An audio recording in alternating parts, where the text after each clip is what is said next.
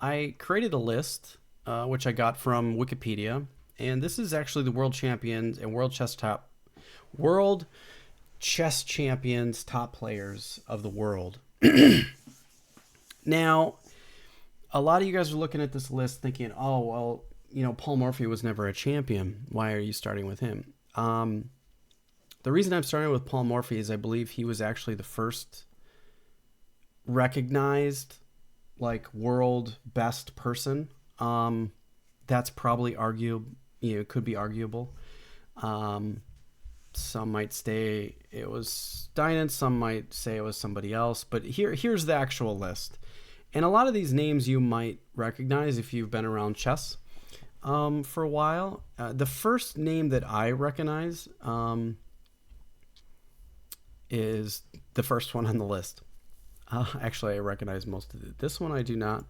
These two I do not recognize. These three I do not recognize. But most of the other ones I do. You should recognize some of these names. Lucina, the famous Lucina position. Damiano, the famous Damiano mate. Ruy Lopez. Everybody should know the Ruy Lopez, or at least have heard of it. So Philidor, Greco. There's a few on here that I don't know.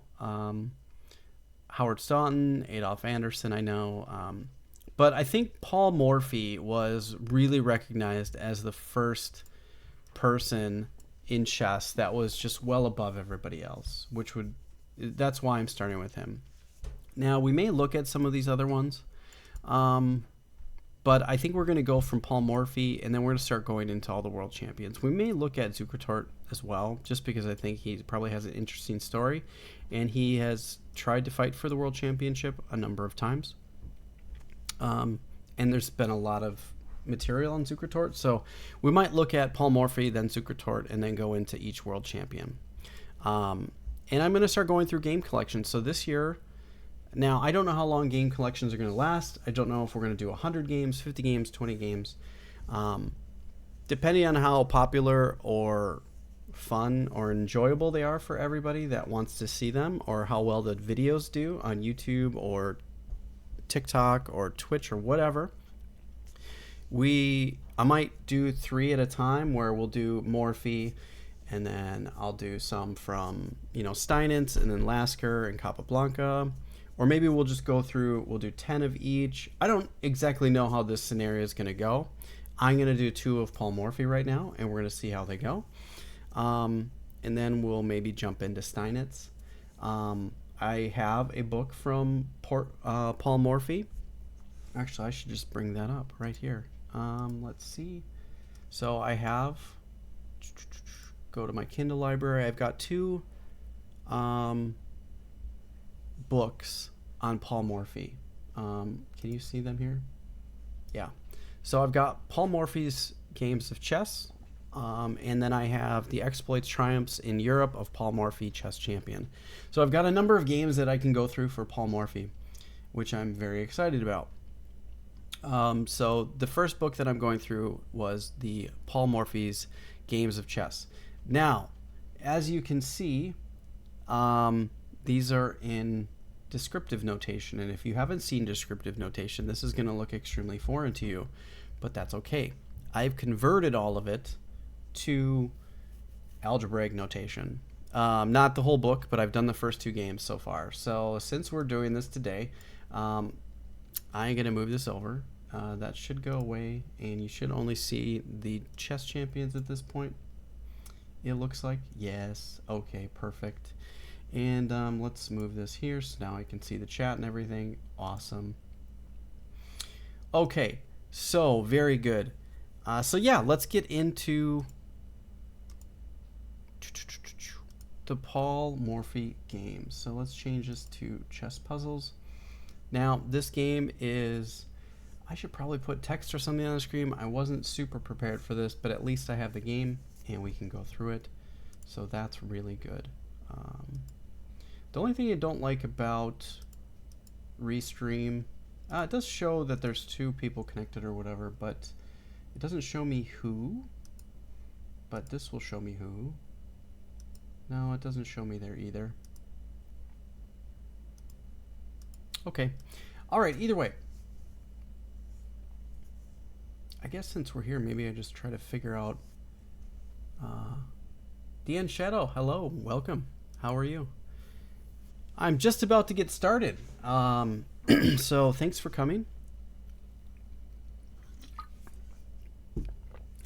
All right. Welcome, everyone. This is a Paul Morphy game. Thanks for coming by. This is a new series to my channels where I'm going to be going over some great players of the past, mainly world champions. Now, I know that Paul Morphy was never a world champion, but we're starting with him because I believe he is one of the first recognized top players of the world. So let's get into one of his games. So this first game was played in, let's see, I have all the details here, which you guys can see. It was played in New York City at the American Chess Congress in 1857 on October 6th. So this game was played by Morphy and Thompson, who is the white player, and Morphy playing black. So let's dive in. So Thompson starts with e4, e5. We've got a Italian game, very interesting. Thompson elected to play the Italian game, and if I take a look at the Masters database, there has been many 20,000 games played here. So, or actually, let's go back. 35,000 games played here in the Masters database. Now, if you look at the full database, 189,000. So this is very well known. If I look at ChessBase, I'm sure ChessBase is also huge as well. But we're going to stick to the Masters games and see what we got. All right, we play Bishop c5, which is arguably the best move in the position. So White has a few options here. If they want to play aggressively, they can play b4 and play an Evans Gambit. If they want to play, they can play a little bit more sound with d3. So this might be a little bit more of a positional game. They're not attacking the center. They're not attacking any of Black's pieces. So they're playing for a pianissimo. Oh, thanks for following, man. I appreciate it. Good to have you. Paul Morphy decides to respond with f6, or knight to f6, allowing for castling very quickly. So at this point, Thompson decided not to continue with castling, which is interesting. You know, opening principles tell us that we should castle quickly, and sometimes the masters of the great players of the past did not want to castle early. They didn't find it. They play around with move order, right? That's typically how a lot of people wanted to play. You see it nowadays too, but h6 is what Morphy played, keeping them out of the critical g5 square, so there's no pins on the knight. The other sequence could have been d6, g5, and h6, and then they can still hold this pin by coming back here, or they could come back and challenge this bishop, or they could just come back to d2. There's options. They can also peel off this knight and have a game like this. So yeah, there's definitely options. This is very common position. We would see this in a lot of games. Chances are many of you have actually seen this position, even if you're a beginner and you just started playing chess. Chances are you've probably seen a position very similar to this as you've played, because since it's so common, it's been played a lot of times. Now, in the Masters database, this position has only been seen 284 times. So there's only 284 games in the Lead Chess Masters database here. So Masters don't elect to play this way that much anymore, but there's still a number of games. And Thompson played knight to e2, which is a rather interesting game choice. I'm not sure why he didn't just castle. Maybe he wants to try to play d4. But, all right.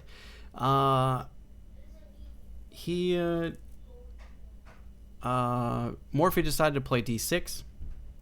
Here, the other move that you can try to play is d5 and play for the center.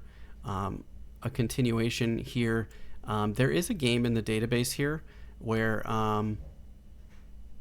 by a couple 2500s, and it was played in 2005 where black won, and e takes d5 is the move. So we can play here, here, here, and then here. Now, this is not a game that's in the database anymore, but this could have been a potential move order that might have been played, and I think this is okay for black.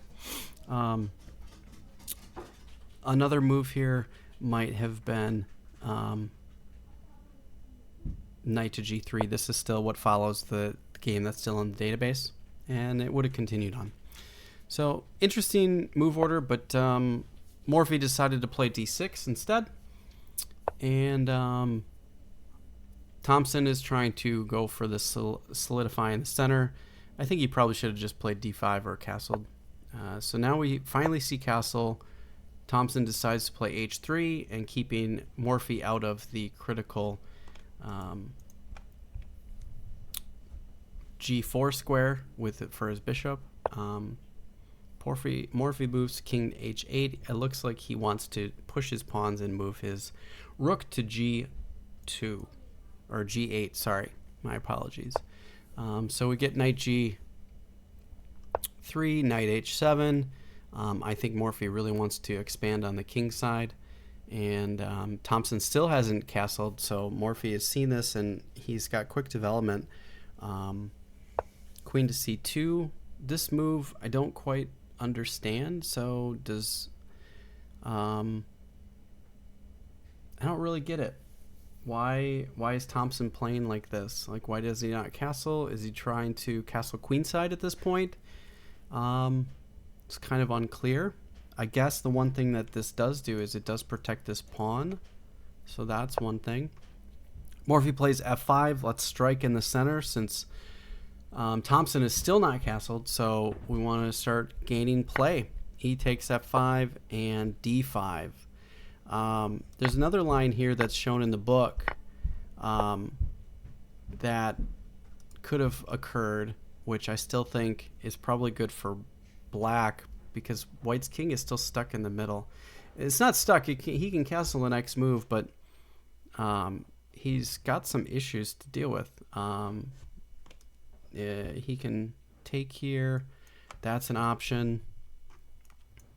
So, yeah, there's definitely moves to consider, but Morphy decided to control more of the center and attack the bishop, and the bishop has to move back, and now he can blow up the center, which is... Morphy is so good at recognizing that Thompson's king is still in the middle, and there's a lot of trouble. He's got a lot to deal with here. How do you best deal with this? What would you guys play? If you were white, let's take a look at the position from white side. This looks so bad. Like, this is rough to want to deal with. So, what would you play for white here? Leave a comment down below. Let me know what you guys think. This is very difficult. Thompson played d takes e4, and d takes e4 was played by Morphy, and then knight to g1. And that's such a crazy move to see, and you're just like undeveloping your knight back to its home square. It's just absolutely mind-blowing to me. Unfortunately, in the book, I didn't see... Let me take a look. Was there any notes here? Let's go back to that game one. And this is move 14. There's very little information from move 14 until the end of the game. Unfortunately, in the book. There's no notes. It's very very clean. There's not a whole lot of information in the book, so that's my one criticism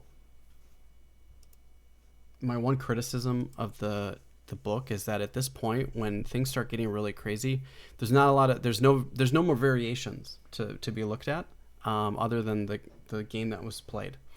But I think that White has to be very careful. To note, White can't play queen takes e4, and can any of you see why? I guess maybe they could. This is a key line, pinning the queen to, but White has this move here.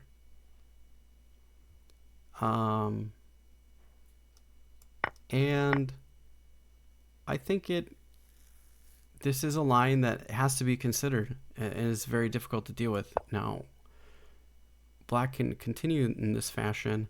But yeah, there's definitely lines to consider here. And this is my criticism of the book, is that the only line that they gave was the game that played out here. And I mean, even this could be considered, and I don't understand why it wouldn't be. I think this is a critical line as well to deal with.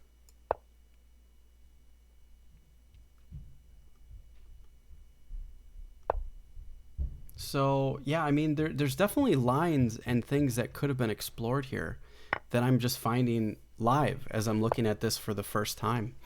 And none of them were looked at. So this was the move that Morphy played. Bishop e3. And, the whole idea of the knight is what happens on the next move is to bring the knight in. King to e2, and now Thompson's lost his right to castle. And now Morphy decides to peel off a few. There's no variation on king takes, which is interesting. Why? I don't know. I don't think you'd want to move your king forward, but I believe it should be considered at the minimum. Like, why? Why would you not at least consider that as a thing? Takes, and Morphy brings his queen in to h4. Now the knight's on pre, and Thompson, this is such a weird way to play. Like, why did you play this way? It's very confusing. And yeah, so that's how the game ended. I mean, this is such a weird game. And that's the thing about this romantic era of chess, is that there were just moves that were made that kind of, even as you're looking at them from a beginner standpoint, Morphy made very logical and basic moves, but it's like his opponents like barely knew how to play chess, almost. I don't know what level Thompson was or how good of a player he was, but looking at this, it's just it's weird play, right? And at this point, the game is over. Very interesting stuff. Hang on one second. If you enjoyed this video, please like and share. It does help me out. Did you see any other critical lines in that game that you liked? I do enjoy going over these games, so I'm looking forward to presenting more of them to you each. So please like and share, and let me know what you thought about this. Thanks for watching, everybody, and have a great day. Okay, we're going to take a look at a second game, but I got a notification as I'm on call, so maybe we'll get to it. I just have to check this notification real quick, so give me a moment.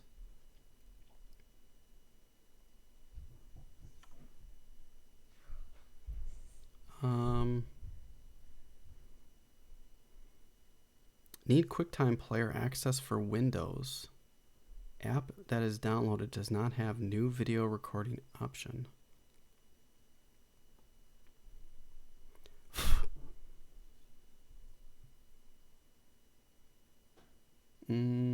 Interesting. Okay, actually have to take a look at this, so I'm gonna actually cut out the stream early. unfortunately. So we'll have to take a look at game 2 with Thompson and Morphy, or Morphy and Thompson later. So I do appreciate you guys all looking and hanging out with me today. Thanks for watching, and I'll catch you guys in the next live stream. Yeah, I'm going to have to solve that problem there. I have these links that are being played, and it says, no, you can't do that. So there's something that's not right. Thanks for watching, everyone, and have a great day.